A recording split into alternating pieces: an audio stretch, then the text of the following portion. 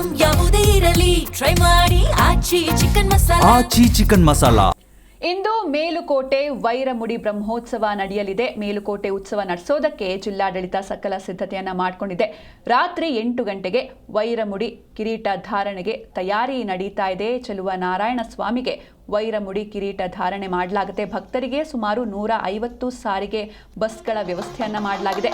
ಭದ್ರತೆಗೆ 40ಕ್ಕೂ ಹೆಚ್ಚು ಸಿಸಿ ಕ್ಯಾಮೆರಾಗಳನ್ನು ಅಳವಡಿಸಲಾಗಿದೆ. ಅದ್ದೂರಿಯಾಗಿ ಮೇಲುಕೋಟೆ ವೈರಮುಡಿ ಬ್ರಹ್ಮೋತ್ಸವವನ್ನು ನಡೆಸೋದಕ್ಕೆ ಜಿಲ್ಲಾಡಳಿತ ಸಜ್ಜಾಗಿದೆ. ಮೇಲುಕೋಟೆ ಚೆಲುವ ನಾರಾಯಣ ಸ್ವಾಮಿಗೆ ಇವತ್ತು ವೈರಮುಡಿ ಕಿರೀಟವನ್ನು ಧರಿಸಲಾಗುತ್ತೆ. ಮಂಡ್ಯ ಜಿಲ್ಲೆ ಪಾಂಡವಪುರ ತಾಲೂಕಿನ ಮೇಲುಕೋಟೆ ಇದು. ಅದ್ಧೂರಿಯಾಗಿ ಮೇಲುಕೋಟೆ ಉತ್ಸವವನ್ನು ನಡೆಸೋದಕ್ಕೆ ಜಿಲ್ಲಾಡಳಿತ ಸಕಲ ಸಿದ್ಧತೆಯನ್ನು ಮಾಡಿಕೊಂಡಿದೆ. ಇನ್ನು ಮೇಲುಕೋಟೆ ಬ್ರಹ್ಮೋತ್ಸವಕ್ಕೆ ಆಗಮಿಸುವ ಭಕ್ತರಿಗೆ ಸುಮಾರು 150 ಸಾರಿಗೆ ಬಸ್ ವ್ಯವಸ್ಥೆಯನ್ನು ಮಾಡಲಾಗಿದೆ. ವಾಹನಗಳಿಗೆ ಸೂಕ್ತ ಸ್ಥಳದಲ್ಲಿ ಪಾರ್ಕಿಂಗ್ ವ್ಯವಸ್ಥೆ ಕೂಡ ಇರುತ್ತೆ. ಇನ್ನು ASP ಆಗಿರ್ಬೋದು, DYSP, PSI, ASI, HC, PC ಎಲ್ಲರೂ ಕೂಡ ಅಂದರೆ ಪೊಲೀಸ್ ಸಿಬ್ಬಂದಿಗಳು 946 ಪೊಲೀಸ್ ಸಿಬ್ಬಂದಿಗಳು ಸೇರಿದಂತೆ 1210 ಸಿಬ್ಬಂದಿಗಳ ನೇಮಕವಾಗಿದೆ.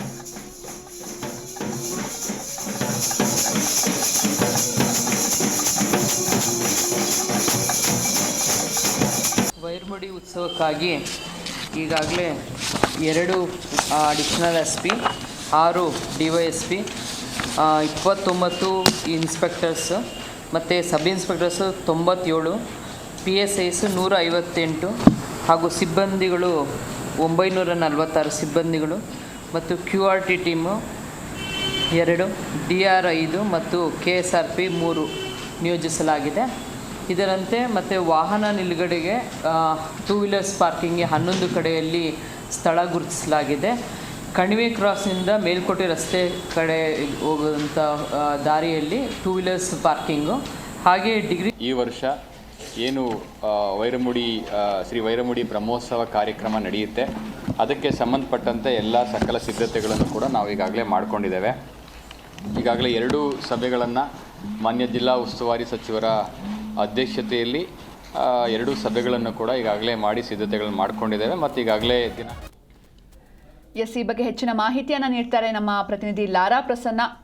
ಇನ್ನು ಇವತ್ತು ಮೇಲುಕೋಟೆ ವೈರಮುಡಿ ಬ್ರಹ್ಮೋತ್ಸವ ನಡೆಯುತ್ತೆ. ಹೀಗಾಗಿ ಅಲ್ಲಿ ಬರುವಂತಹ ಭಕ್ತಾದಿಗಳಿಗೆ ಯಾವ ರೀತಿ ವ್ಯವಸ್ಥೆಯನ್ನು ಮಾಡಲಾಗಿದೆ, ಸೆಕ್ಯೂರಿಟಿ ಯಾವ ರೀತಿ ನೀಡಲಾಗಿದೆ ಅಂತ? ವೈರಮುಡಿಯ ಬ್ರಹ್ಮ ರಥೋತ್ಸವಕ್ಕೆ ಕೂಡ ಸಕಲ ಸಿದ್ಧತೆಯನ್ನ ಜಿಲ್ಲಾಡಳಿತ ಮಾಡ್ಕೊಂಡಿರುವಂತದ್ದು. ಒಂದು ಪೊಲೀಸ್ ಬಿಗಿ ಬಂದೋಬಸ್ತನ್ನ ಕೂಡ ಈಗಾಗಲೇ ಮೇಲ್ಕೋಟೆನಲ್ಲಿ ಜಿಲ್ಲಾಡಳಿತ ಕೈಗೊಂಡಿರುವಂತದ್ದು. ಜೊತೆಗೆ ಏನು ಒಂದು ಭಕ್ತಾದಿಗಳಿಗೆ ಯಾವುದೇ ರೀತಿಯಾದಂತಹ ತೊಂದರೆಗಳು ಕೂಡ ಆಗದೇ ರೀತಿಯಲ್ಲಿ ಅಲ್ಲಲ್ಲಿ ಕುಡಿಯುವ ನೀರಿನ ವ್ಯವಸ್ಥೆಯನ್ನ ಕೂಡ ನೀಡಿರುವಂತದ್ದು ಮತ್ತು ಹೆಚ್ಚಿನ ಬಸ್ ವ್ಯವಸ್ಥೆಯನ್ನ ಕೂಡ ಈಗ ಮೇಲ್ಕೋಟೆಗೆ ಕಲ್ಪಿಸಿಕೊಂಡಿರುವಂತದ್ದು. ಏನು ಒಂದು ವೈರಮುಡಿಯ ವಜ್ರ ಕಿರೀಟ ಏನು ಈಗ ಸಾಗುತ್ತೆ ಒಂದು ವೈರಮುಡಿ ಉತ್ಸವಕ್ಕೆ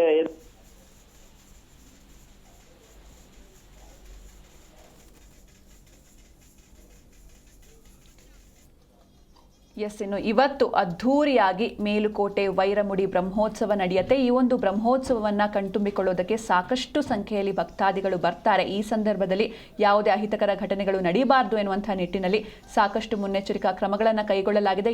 ಈ ಬಗ್ಗೆ ಹೆಚ್ಚಿನ ಮಾಹಿತಿಯನ್ನು ನೀಡ್ತಾರೆ ನಮ್ಮ ಪ್ರತಿನಿಧಿ ಲಾರಾ ಪ್ರಸನ್ನ. ಇವತ್ತಿನ ವೈರಮುಡಿ ಬ್ರಹ್ಮೋತ್ಸವಕ್ಕೆ ಯಾವ ರೀತಿ ಸಿದ್ಧತೆಗಳು ನಡೀತಾ ಇದೆ, ಹಾಗೆ ಸೆಕ್ಯೂರಿಟಿ ಯಾವ ರೀತಿ ಇದೆ, ಹಾಗೆ ಪ್ರತಿ ಬಾರಿ ಎಷ್ಟು ಜನ ಭಕ್ತರು ಬರ್ತಾರೆ, ಈ ಬಾರಿ ಎಷ್ಟು ಜನ ಬರುವಂತಹ ನಿರೀಕ್ಷೆ ಇದೆ ಅಂತ?